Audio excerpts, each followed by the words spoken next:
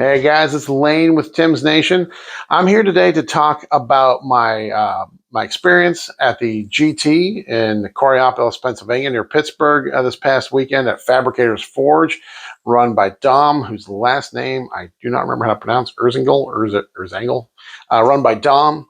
And there's a 50-player GT. I took my DevWatch that I've been practicing on the channel. I'm not going to go through the list here. My last list breakdown last week, that's the exact same list I took. So if you want to go through that and see exactly what I took, if you've been following the channel, a lot of people know that I've been doing some stuff with using DevWatch to generate a whole bunch of devastating wounds in a single turn, somewhere between 30 and 35. It definitely makes a difference in the damage output, but it's just one turn where that really pops off. So there's still a lot more game to play after that. But so it was a 5-round GT. 50 people showed up. So it was a good turnout, good number of players. Not a tremendous variety in the armies we saw there.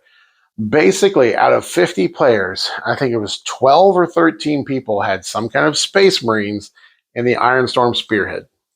Iron Hands, or Dark Angels Iron Hands, or Black Templars Iron Hands, not because they were taking Sword Brethren or Crusaders, but because they were just putting multi-meltas on a whole bunch of tanks. Space Wolves Iron Hands, so many Iron Hands. 12 out of 50 is almost 25. It's almost a quarter of all the armies were Space Marines in the Ironstorm detachment. I wasn't expecting that many. Out of my 5 rounds, I got to play 3 of them were Ironstorm. One of them was Genestealer Cult, which I still don't know what happened, hit me there. And then the other one, I had to play against friend of the channel, Zach, who was inspired by my DevWatch list and also had a DevWatch list. So I had 3 Ironstorm Spearhead games, 1 Genestealer Cult, and 1 where I had to play against DevWatch from the person I've been practicing my DevWatch with. Traveled all the way to Pittsburgh to play against the guy who lives 10 minutes away from me. So I'm not going to talk through each individual game so much because talking about 3 separate Ironstorm Spearhead games will be super boring. My final record for the event was 2-2-1, 2 wins, 2 losses, and a tie. Definitely some things happened that I weren't expecting. First of all, the Genestealer Cult matchup. The young gentleman playing the Genestealer Cult did a great job of building his list. He played it very well. He definitely knew his army very well. I have never played against GSC in 10th edition. There's just nobody around here that really plays it at all. A few people have armies, but they haven't really been playing them. It can be a very swingy army because it really depends on if you make those rolls for your guys to return after they get killed. So I wasn't ready for the shenanigans. During the game, I forgot to ask about whether he had a lone operative strat, because apparently you can just make any unit lone op and can't shoot them outside of 12 and they get stealth. So that definitely messed up my plans a little bit when I tomed something that was more than 12 inches away, popped Tome of Ectoclades on it, and then just couldn't shoot it that turn. So anyways, that game was full of surprises as I learned all about Genestealer Cult and wasn't able to pull out the win there. He definitely rolled Hunt on his rolls to bring back units. He brought back one of the units that had the demolition charges. So there were 3 times that game where I just got absolutely smacked by demolition charges, just killing pretty much anything they want to. He had a 10-man Brick of Aberrants, which it took me 2 turns to kill, and then they came right back and started killing stuff again. So I learned what a Reductress Saboteur is, and I don't like her at all. She does so many mortal wounds, guys. It doesn't matter if she dies right away. She has 65 points and picks up like 200 points when she comes in. So anyways, I'm not going to go into that a whole bunch because GSC, very few people play them. So I want to learn a little bit more about them. I don't want to misspeak any on what the strategies are. It felt wildly tricksy, shenanigansy, kind of like if you play Grey Knights for the first time and don't really know about them, you'll be absolutely bewildered by how many shenanigans they have. Similar with GSC. I had a little more experience into it. I know a little bit better and be able to counterplay a little bit better, or at least expect things to happen that I didn't realize were even possible. If you are playing against GSC, I'd love to hear what your strategies are for dealing with them. If you're a GSC player, I'd like to hear, what you don't want your opponent to do, because first time into them is tricky. Like I said, I don't want to talk about it too much because I don't remember what all the rules and stratagems and abilities do, and I don't want to misspeak and go into something. It just felt very painful. Why? When those guys with the demolition charges show up and just kill 3 units right off the bat. So anyways, but the gentleman I played against, the young man, Lawrence, he played it very well, though. He definitely knew his army very well prepared. So, congrats to him. I also played against, as I said, Zach, friend of the channel, has been on here a couple times. Zach has been running DevWatch. It's a little bit different list than mine. He still has the Terminators. He's running those because he prefers those to the Stern Guard. Didn't want to go out and get a bunch of Stern Guard. He had a good tournament. He went 3-2, so I had a winning record. But I did end up beating him just because Zach thought he could teach me how to play DevWatch, and he couldn't. He couldn't do that. So that was the supply drop mission. That's the one where the objectives disappear. And before we knew which objectives were which, I put my infiltrators on an objective, and so a 12-inch deep strike deny block on that objective. It turned out that one was the Omega one. So basically, he couldn't get onto that objective for most of the game because so much of his army was deep striking Terminators and uppy downy Marines, and he just couldn't get there. He did a lot of damage to me, but I was able to shut him off on primaries just because I was able to control that objective for most of the game and got that big 15-point control of that objective at the end of the game. So it was a really good game. It was real close to the last turn or two. And like I said, he did a lot of damage to me. I actually sacrificed some of my more powerful units just trying to shoot him off of objectives and control more primary. I uppy downy the 6-man Centurion squad to shoot an ATV. I killed it, of course, but then on his turn, he slapped them back pretty hard and picked up 4 of them. It was rough to take that amount of damage. It wasn't like a good trade, but the fact that I was shutting down primaries made the difference. So definitely that was a game that was all around the primaries on a weird mission where objectives disappear and get more valuable as the game goes on. But no, up until that, it was a very close game, though. Just Zach's going to have to take more lessons from me, I guess, on how to play DevWatch. And then 3 Iron Storm Spearhead games. One of them was Black Templars, Iron Storm Spearhead. That there was no Black Templar units other than the fact that all the tanks had the multi-meltas on them. There were no Sword Bros or anything like that, Sword Brethren. The other 2 were just Iron Storm or Iron Hands, Iron Storm, just basic Marines with their Iron Storm Spearhead. So what happened with most of my matchups is that I don't like to blame dice for things, but as we prepare for a large tournament where you're going to play 5 games, you need to understand that at some point in those games, there's going to be some wild dice rolls. There'll be some that might be in your favor, and there'll be some that are in your opponent's favor. And my opponents, all 3 Iron Storms with all their Macroplasma Redemptor Dreadnoughts, just consistently always rolled very high on the number of shots they had with those plasmas. And they were shooting at my infantry that had no invulns. So a Macroplasma shooting at a 10-man Stern Guard squad, there'd be D6 plus 1, plus 2 for blast. And then they roll a 4, 5, or 6 on the shots. You'd end up with 8, 9 shots coming at you, hitting on 2s because the Dreadnought was touched by a Tech Marine. Getting a reroll 1 for free with the Iron Hands reroll, wounding on 2s because they're strength 9, AP 4, so I don't get saves. Oh, it was brutal. I took a couple hard slaps, obviously just in their shooting phases, but the strat that allows them to shoot back after they shot, multiple times I shot, failed to kill something for 1 CP, they shot back and did so much damage to me.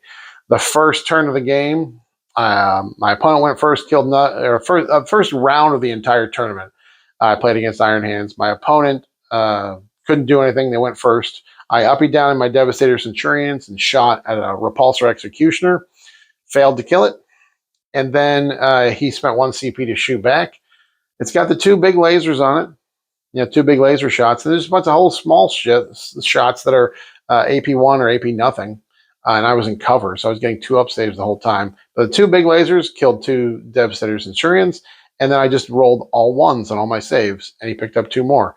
So the fact that 1 CP strat in 1 turn shot back in my own shooting phase and picked up 4 Devastator Centurions, that's over 200 points worth of models, was brutal.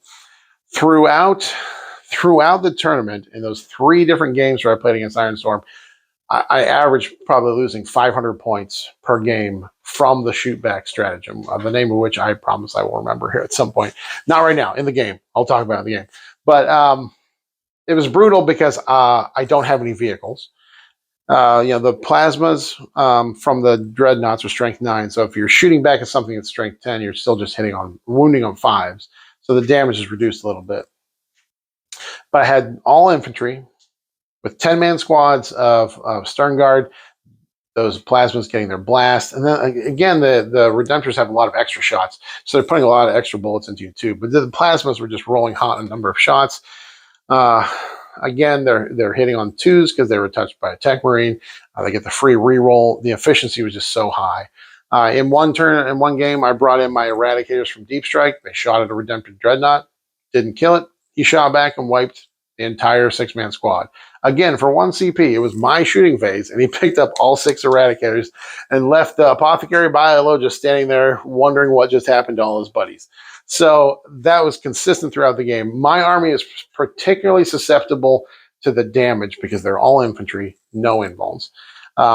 Somebody on the channel, somebody commented that maybe I should put some librarians in with my stern guard because it gets a 4-up invuln.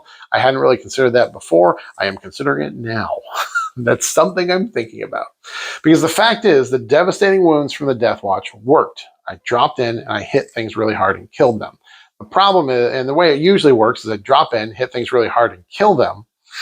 And then my opponent's out of position and not a good position to shoot back because I've devastated 500, 600, 700 points in his army. And he's not in a good position. He's got to move around, try and get back to start killing at things. The fact is that when the Redemptor Dreadnought's sitting there, a Stern Guard unit shoots it, gets it down to 1 wound, but it doesn't die. For 1 CP, you can shoot back and pick up most of that squad.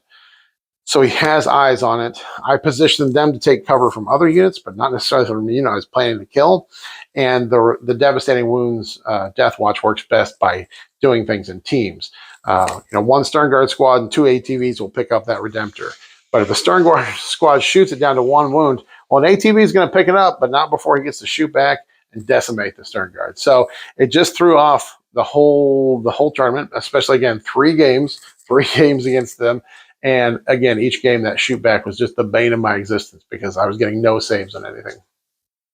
But like I said, I don't want to blame the dice in the sense that, oh, guys, if the dice were better, I would have won. But the fact is, like I said, when you go to a GT, over 5 games, expect some things to happen and expect some odd dice rolls. And that definitely is something you have to prepare for. So that's why, like I said, I'm going to plan on putting some invulns on those Stern Guards so they can stick around a little bit longer and take that shooting back a little bit better. So, but yeah, that's all great players, really well-run event. Dom, the guy who runs it, he does lots of prize support. He's got good relationship with a lot of his vendors, so they donate some prizes. So he had first, second, third prize. He had like subcategories of best in faction. He didn't do best Imperial. He would do like best Space Marines and then best category that was like DevWatch, Sisters, and Grey Knights kind of combined in one. So lots of best in faction trophies, and lots of painting awards too. He had a top 3 for best painted. Basically picked 10 people out of all the people that showed up with their armies and had them put their display boards up, and people went around and voted. So my DevWatch display board was one of those that they were the top 10. I didn't win one of the best painted overalls, but he did have separate categories for best best Titanic unit, best large model, best character, and best squad. My Stern Guard didn't win me the tournament, but they did win me best squad. So I got a very nice prize there. It's a little stand-up backdrop for photographing models, not for photographing whole armies, but it's a good one. I included a couple pictures here, so hopefully DJ puts those into this video.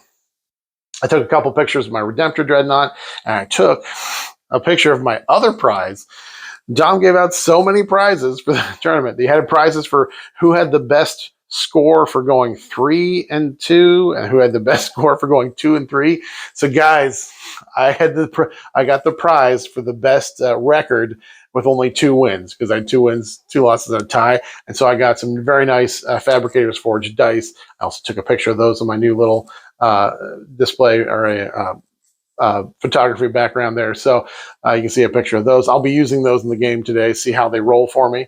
They're also nice matte dice, so they shouldn't show much to reflection on the recording. But that was the tournament. Had a great time. Would have liked to have played some different matchups. The DevWatch plays very well into the things that are top of the meta, like Custodes and Necrons. I didn't get to play any of those. I had to play Iron Hands, Gene Stealer Girl, and my own help, the list I helped create, DevWatch. So anyways, check out our Battle Rep today, where we're going to be talking or playing through with some Iron Hands and show off some of the things that work. I don't think this is an optimal Iron Hands list I'm playing, but it definitely shows some of the things that I faced in this past tournament. All right, guys, have a good one.